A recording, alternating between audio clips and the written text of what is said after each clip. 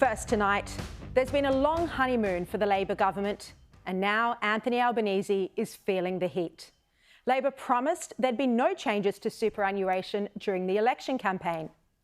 Now, the tax will be doubled on super accounts for about 80,000 people who have more than $3 million in their accounts. The main problem is not with the policy. Why should superannuation accounts be a vehicle to minimise tax for the rich? The main problem is that this is a broken election promise. And now the Labor government is rightly being asked whether it'll change other tax policies. David Koch asked Treasurer Jim Chalmers to rule out changes to the capital gains tax exemption on the family home today. Starting to raid our superannuation. What's next? Can you guarantee no change ever to the capital gains tax exemption on the family home? We haven't been contemplating changes to that one that you identified, but we have... Not contemplating. OK, that's sort of a weasel word. As you know, capital gains tax is the tax paid on profits from selling investment properties. If you sell the home you live in, you don't have to pay capital gains tax. And if the government changed this, families would be hit with massive new taxes. The Prime Minister was on the ABC to clear this all up just 30 minutes later. So when you look at those figures, do you look at those figures and think we need to act on capital gains tax as well? Your Treasurer has spoken on Sunrise this morning. He would not rule out capital gains tax changing on the family home. It said that's not your intention. Can you rule it out? Well, we have no. Yes, we are not. We are not going to impact the family home. Why not? Full stop, exclamation mark. Because we're not going to. But why not? What's the policy? Because it's a bad idea.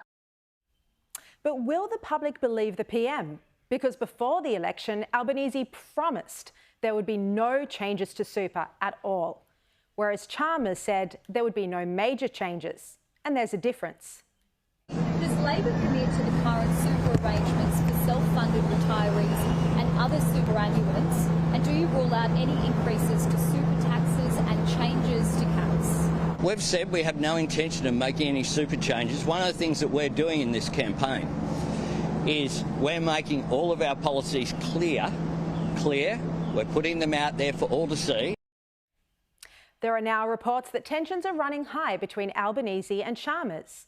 Peter Van Onselen writes in The Australian today, each feels that the other is putting self-interest ahead of the national interest and the best interests of the government.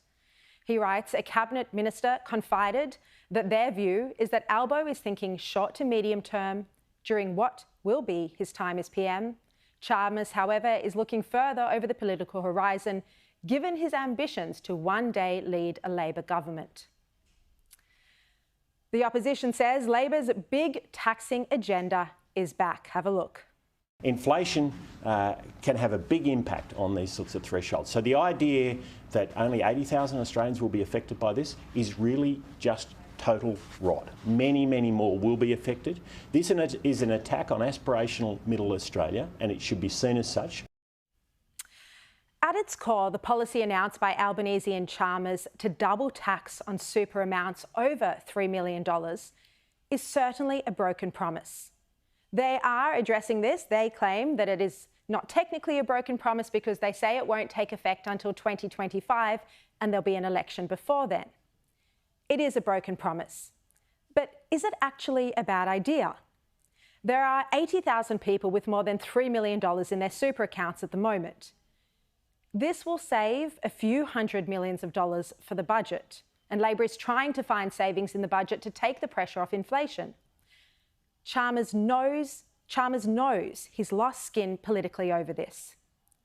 If this policy was announced 10 days ago, there might not have been such a firestorm. It's politically difficult for even the opposition to defend millionaires' bank pockets. But since then, there have been blunders and backflips. Voters are asking if they can trust Labor. And now the Albanese government has had 10 full days on the back foot. And it's now exposed to accusations that its policy processes are clumsy and rushed. And even though the budget's getting a bit better in the near term, this year and next, it's getting more difficult after that because the cost of servicing that $1 trillion of debt is going up when rates go up. The NDIS, healthcare, aged care, defence, all of these pressures on the budget are intensifying. And so we have to do the right thing. And sometimes doing the right thing, taking the right path, is not always the path of least resistance. But we've got a responsibility to the Australian people to make the right decision, even if it comes at a political cost.